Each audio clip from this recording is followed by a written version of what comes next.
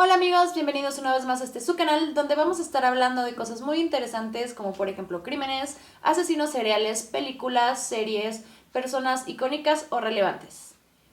El día de hoy vamos a continuar con el tema del video pasado. Si no lo han visto, les voy a dejar al final del video los cuadritos donde van a poder irse a ver las otras opciones que tengo y les voy a dejar la opción del canibalismo ético.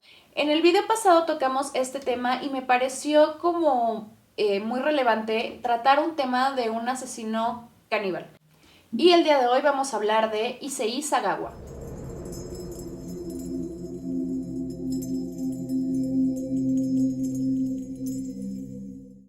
Issei Sagawa nace en 1949 en Japón. Él nace dentro de una familia muy acomodada y él los describe como que eran tolerantes pero estrictos. Él también sufrió desde recién nacido. Él fue un bebé muy pequeño y que sufrió de la salud durante toda su infancia. Entonces él era una persona o un bebé muy delicado. De su niñez, él recuerda una anécdota, la cual era que él jugaba con su hermano y con su tío al caníbal feroz. El tío era el caníbal que se supone que correteaba a los niños y al final, al lograr pues alcanzarlos, los metía en una gran olla y pues se supone que como que hacía que los cocinaba. No sé si esto a lo mejor repercutió psicológicamente en él. Yo creo que a lo mejor fue como un juego o una historia que se contaba en su familia y pues era como normal el juego, pero a lo mejor esto influyó mucho y se metió dentro de la cabeza de Issei. Él igual continuó creciendo y relata que en la primaria él ya comenzaba a tener esos deseos caníbales, es decir, él ya deseaba como, pues tenía la curiosidad de saber a qué sabía la carne humana. Entonces él dice y él acepta que desde esa edad él ya pues tenía esa curiosidad en mente y que siempre desde ahí la tuvo. En su adolescencia él cuenta que nunca fue sociable, que no se relacionaba mucho con sus compañeros de la escuela, ya que al completar su crecimiento él no llegaba al 1,50 de altura. Entonces pues él era una persona muy bajita. Él comenzó a adquirir gustos por las mujeres occidentales. Él decía que el gusto que él tenía y la apreciación, él decía que las admiraba mucho. Decía que pues estas personas eran todo lo que él no era. Él era una persona bajita, él se consideraba muy feo, se consideraba como que estéticamente pues no llegaba a los requerimientos pues de la sociedad. Recordemos que en Asia es muy importante el físico. Actualmente sigue siendo muy importante el físico en la sociedad. Se cuidan mucho, los maquillajes que usan son muy específicos, también le meten mucha, ¿cómo se puede decir? Mucho empeño en su aspecto personal. Entonces, pues obviamente esto repercute en la sociedad y esto causó que Issei se sintiera aún más, pues, inseguro de su persona y de su físico. Cuando Issei cumplió 20 años, él tuvo la experiencia de poder compartir su vecindario con una persona, una mujer alemana, una chica alemana, y esto llamó mucho la atención de Issei, ya que era pues todo lo que él quería en una mujer. Él admiraba mucho su belleza, siempre la estaba como espiando y esto él cuenta que despertó mucho sus deseos caníbales y él sentía el deseo o la necesidad de consumir la carne de esta persona. O sea, esto era muy raro porque él consideraba la belleza como, él decía que consumir la carne de estas personas lo iba a sentirse, lo iba a hacer sentirse más cerca de ellas. Entonces, pues él tenía como que ya un complejo y un problema psicológico muy avanzado. Y es entonces cuando él decide que quiere comer la carne de esta persona. Él se introduce en el domicilio de la chica por la ventana que daba al dormitorio de ella y él al entrar pues con su cuerpo alcanzó a tocar a la chica, lo que ocasionó que ella se despertara. Obviamente la chica vio pues como la situación y supo pues obviamente que no tenía buenas intenciones Issei, y él al ver que la chica se había despertado y que se había dado cuenta de su presencia pues intenta huir, intenta escapar, pero él cuenta que la chica era muy alta y que era muchísimo más fuerte que él, entonces lo retuvo y pues él cuenta que pues ya no pudo hacer otra cosa. Entonces la chica presentó su denuncia con la policía porque pues obviamente uno ya estaba allanando su casa y dos pues no sabía qué intenciones tenía o qué es lo que planeaba hacer.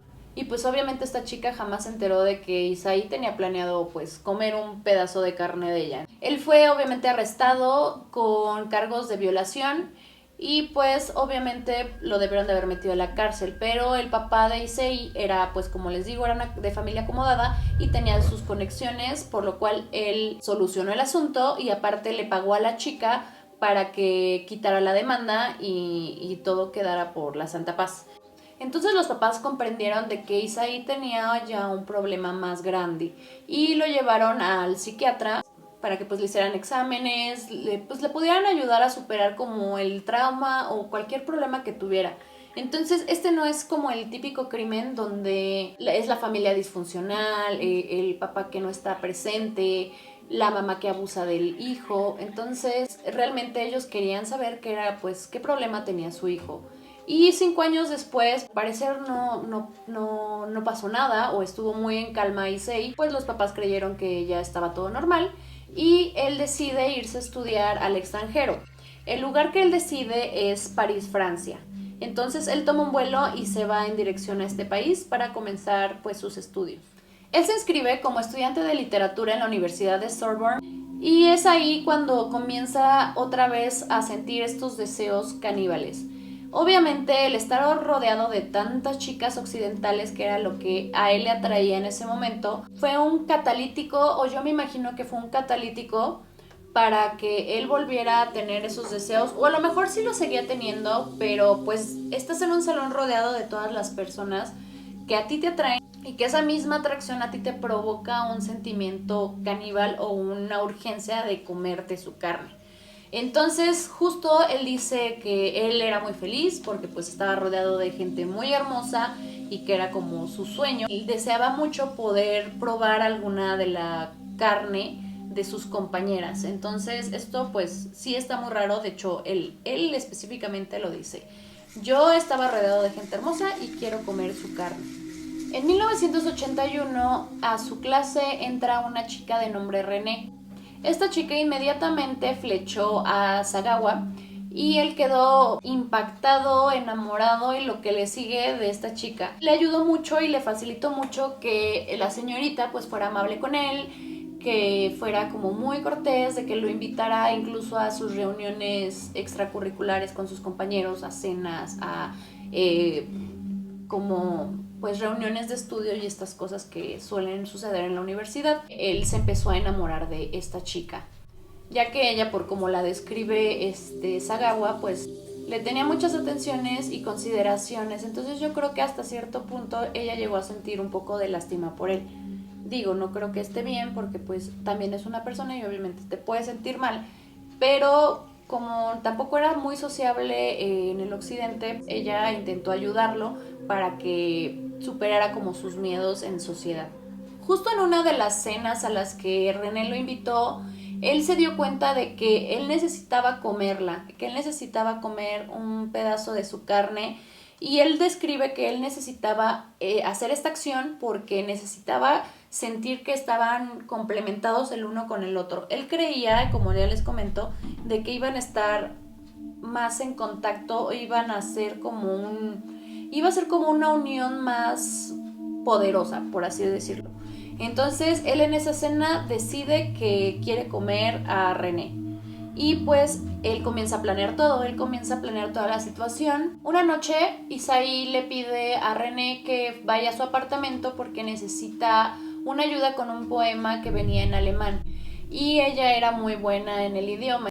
La chica obviamente pues ya confiaba mucho en Sagawa y pues ni por la cabeza le cruzaba de que él tenía esas tendencias o esos deseos caníbales. Entonces ella obviamente va y le ayuda.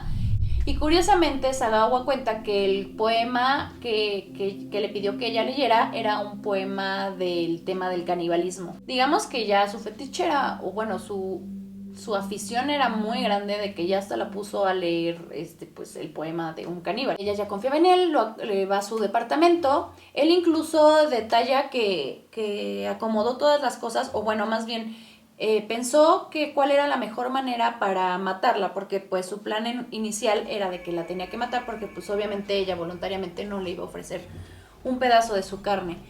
Él dice que la quería mucho y que realmente la amaba mucho. Entonces su definición de amor también tenemos que dejar como en claro de que está un poco distorsionada. Pero bueno, él tenía una mesa que daba hacia la ventana y una silla. Entonces su plan era poner a René a leer pues el poema. Mientras estaba de espaldas, él vendría con una escopeta que había adquirido y le dispararía por la espalda. Él cuenta que él no es un asesino, que él no quería ver cómo sufrir a René. Entonces por eso él decidió haberle disparado por la espalda, porque precisamente no quería como...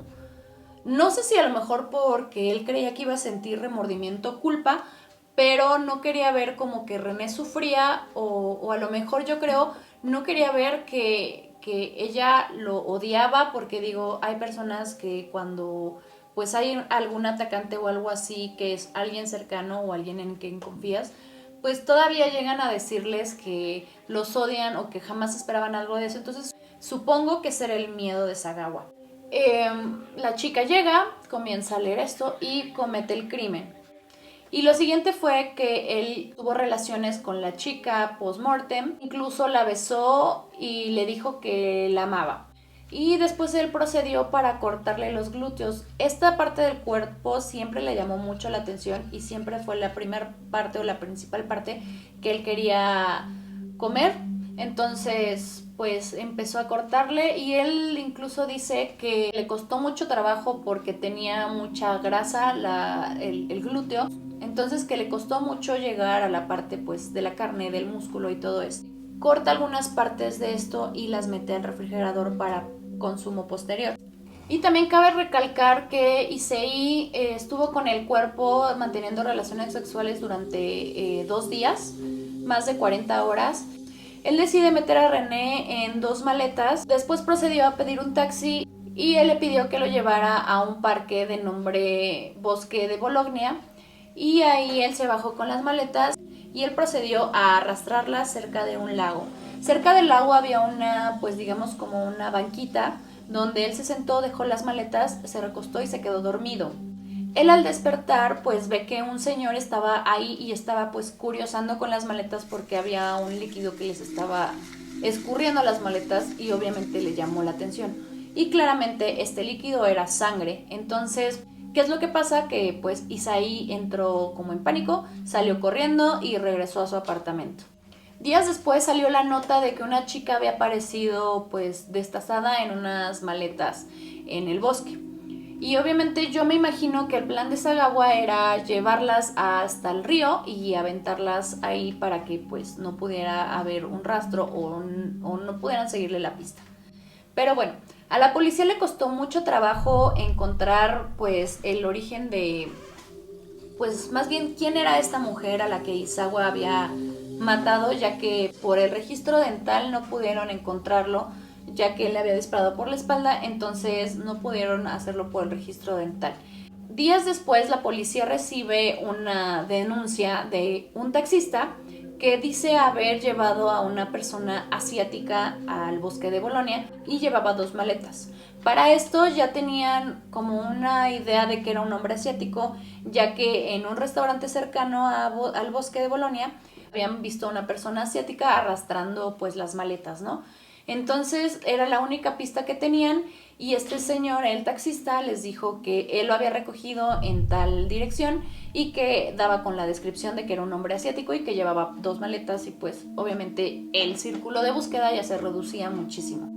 El taxista les indicó qué calle era en la que él había recogido al asiático. Entonces la policía se dirigió al domicilio y dio con que sí había una persona de origen asiático viviendo en esos apartamentos. Al entrar a catear la casa, pues encontraron restos de canibalismo, es decir, en la nevera había comida o sea, carne humana congelándose para su posterior consumo, y también había ya un plato de carne que había sido cocinado y ya estaba condimentado, o sea, como cuando dejas tu plato que no te terminaste y para comértelo horas más tarde, pues lo metes al refri para que no se te eche a perder. Lo detuvieron y él sorprendentemente no se resistió al arresto, él fue sin poner resistencia alguna.